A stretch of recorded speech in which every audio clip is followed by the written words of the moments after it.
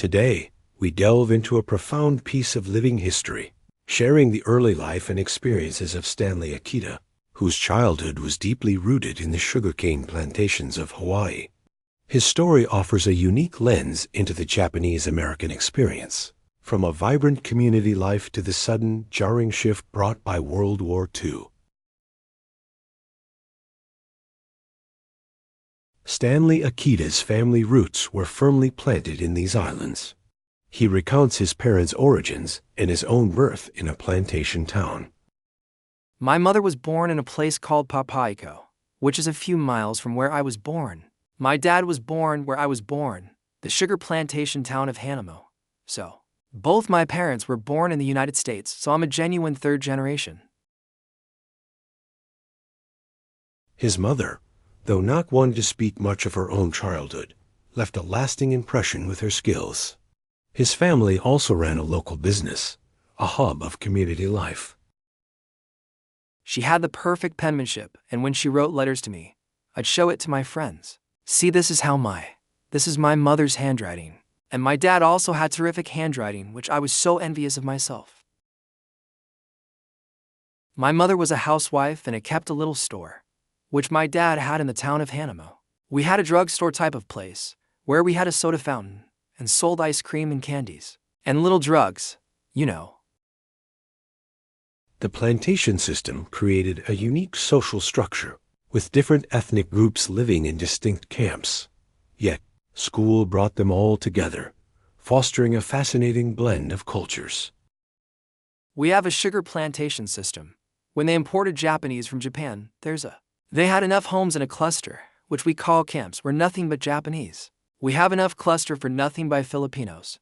We had cluster homes for Portuguese. But next day when the children all go to school, we're all in one class, Japanese, Portuguese, Filipinos, you name it. It's a class of color. Everything we do was strictly, according to Japan. It was a lifestyle where everybody lived their way depending on where they came from. But yet the next day, Monday when you go to school, we all one class. So it was a very interesting life. One area where this cultural mix truly came together was in sports, particularly baseball, fostering both camaraderie and friendly competition. The only conflict it created from my experience was sports.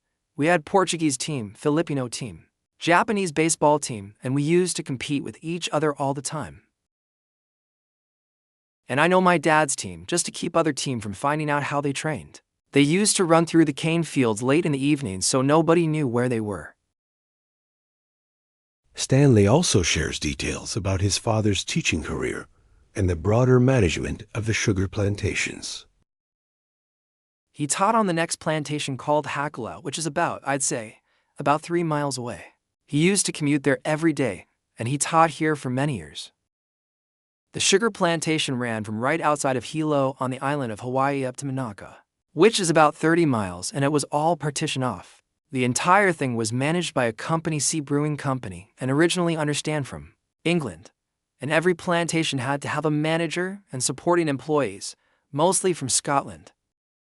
Before the war, the sense of American identity was strong, especially among the diverse children growing up together. Being that, to be American, we were Americans. We never expected anybody like Japan to come and attack, for example, so everybody was American to us. We sing patriotic songs at school, and we felt American until the war came, until Japan attacked Pearl Harbor, and all of a sudden, we're considered enemy aliens. We're not American then, that's when the true feeling hit you. Then came Pearl Harbor, and with it, a jarring and immediate shift in how Japanese Americans were perceived, even by their neighbors.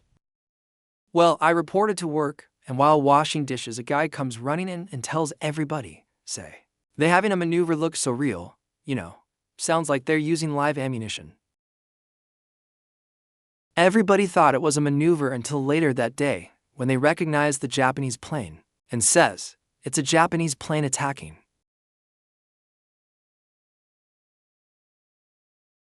All of a sudden, we're considered enemy aliens. All of a sudden, our friends. We're not our friends to a certain degree, meaning that we're not Americans, we're Japs. That's a new word they learned, it seems like, in the sugar plantation mentality in a sense. And then, when they asked for volunteers, we wanted to prove ourselves. We're just as American as they are. That's why they expected only 1,500 from Hawaii. But 10,000 of us volunteered in Hawaii. Stanley Akita's vivid account of growing up in Hawaii's cane fields and the sudden, painful shift in identity after Pearl Harbor is a powerful testament to the resilience and patriotism of Japanese Americans. His story, like so many others, highlights the complex realities faced by a community that was American in every way, until a single event changed everything. You know, the way, definitely, we're brought up very Japanesy. I hate to say, put it that way, but that's what made us what we are. Our influence of our grandparents and our parents, you know. For instance, like as I told you, you don't shame the family and you respecting the elders and all that kind of stuff. This is just one of many vital stories we're preserving and sharing. If Stanley Akita's experience resonated with you, please subscribe to Living History and Oral Narratives for more personal accounts that bring our past to life.